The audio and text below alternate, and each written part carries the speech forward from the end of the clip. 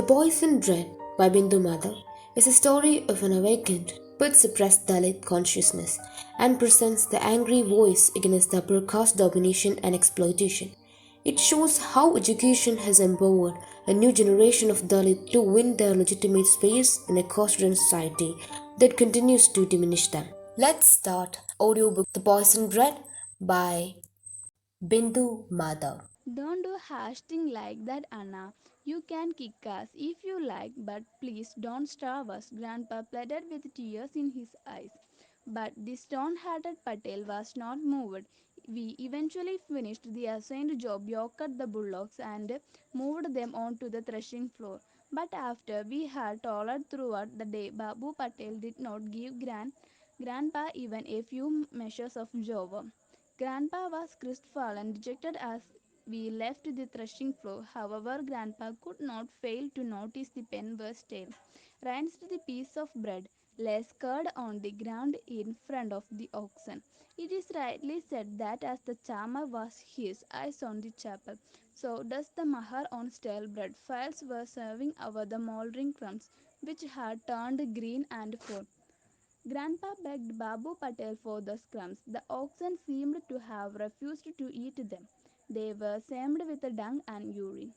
Grandpa collected them all happily and put them neatly into his sackcloth, and he left the place but not before blessing Patel. I followed him with my head hung low. There was a heavy silence between us. Finally, break it. Grandpa said, "The landlord got angry with me because of you, Madhava. I had thought that having toiled the whole day, we would get a larger measure of corn. Now, what shall we have for supper? Will glop down the crumbs you collected. Have not we get those rotten peas as a reward for laboring all day long? A good exchange is needed. Are we any better than cats or dogs?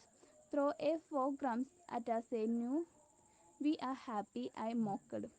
You said it, Grandpa exclaimed. Madhava, will the Mahas and Majas never be happy?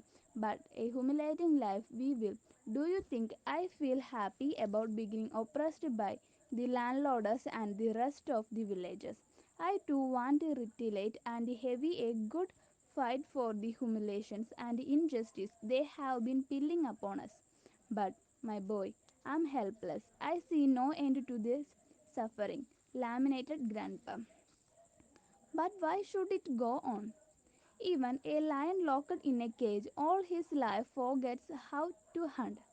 This hereditary land right has a trapped us Mahas for good. How can we dream of doing business independently since we will be fed all our lives on the charity of others? What achievements can we ever boast of? All that comes from the baking is more baking. As reputed Lily filled the druggist grandpa Yardley stood, gaping at me. Stunned, I could see the admiration he felt for me. He seemed to enveloped by an implanted darkness on all sides. After a while, he said, Madhava, I fully agree with what you say. But how does one escape from the fix of these hereditary holdings? By abounding it. There is no alternative, I replied immediately. He walked in a silence for a few moments.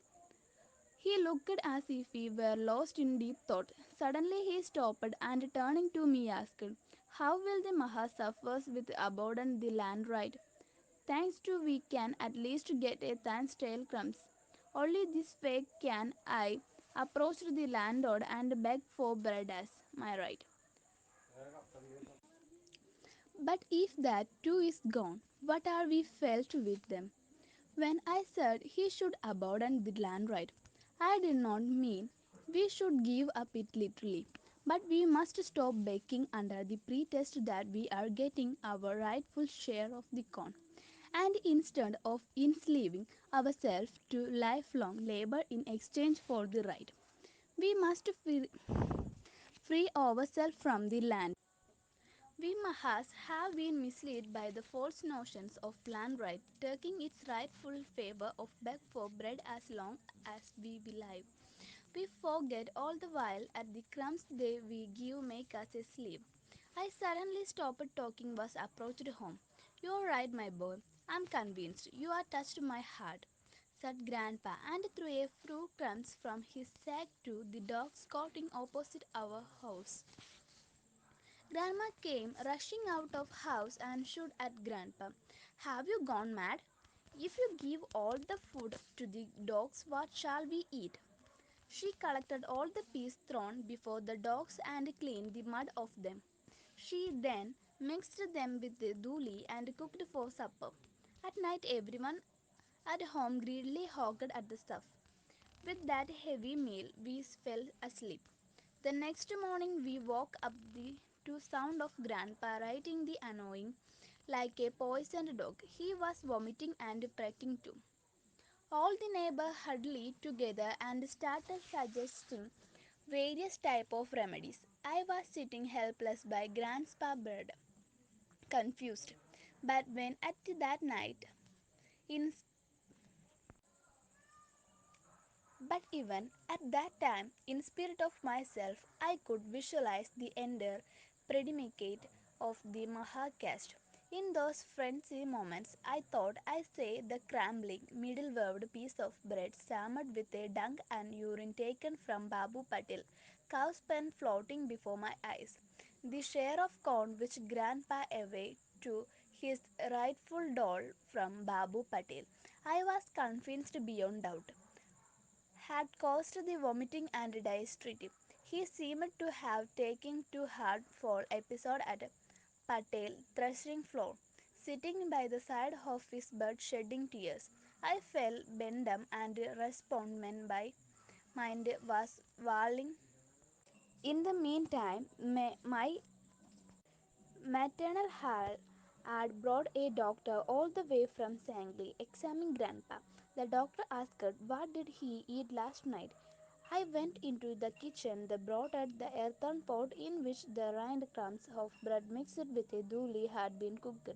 Putting in it front of the doctor, I said, "This a 4-day-old styled moldering piece of bread cooked with dooli. This is the what he ate last night."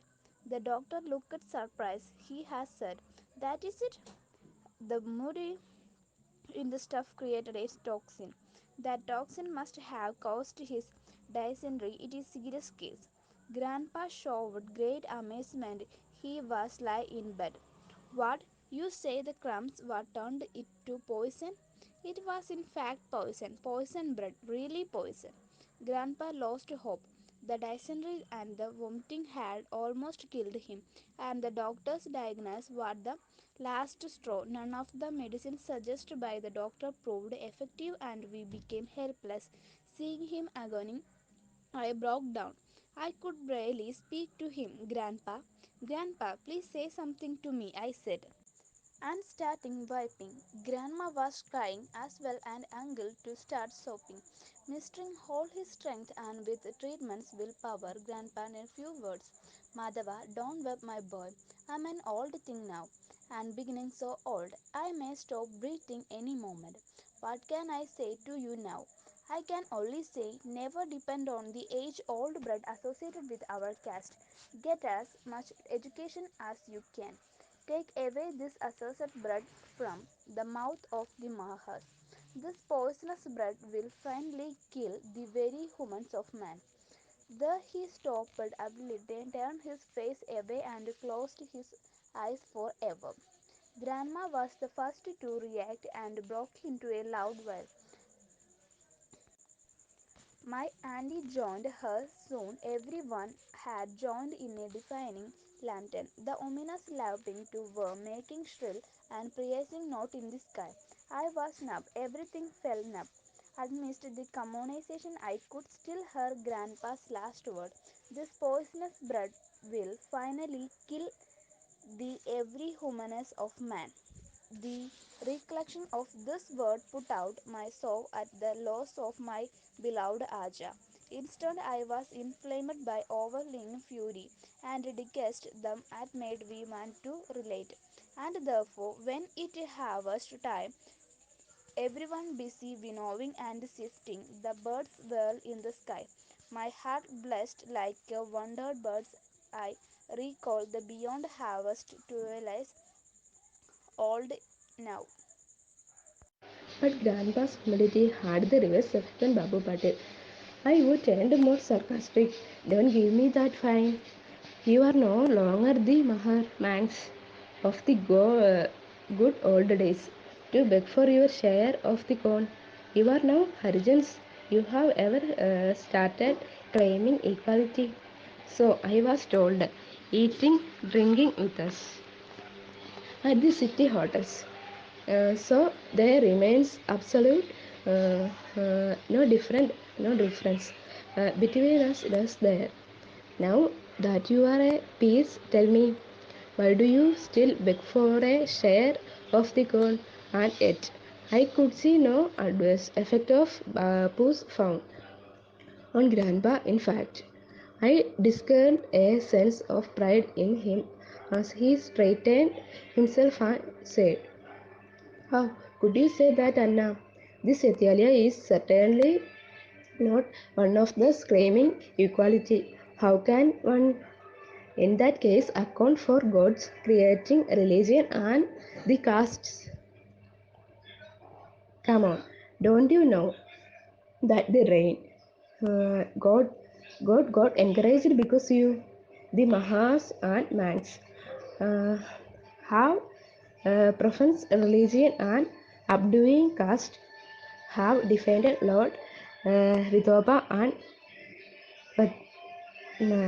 Pratapur.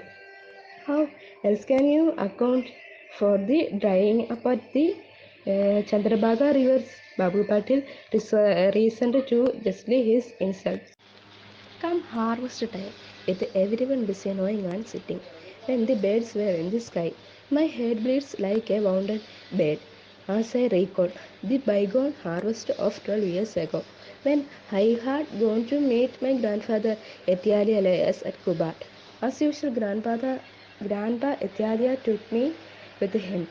As he went out looking for a job, knowing and treading out the cart at the threshing floor. As a matter of fact, he hinted to be a cucumber or a marrow or a few peanuts, if possible, at one of the farms for me.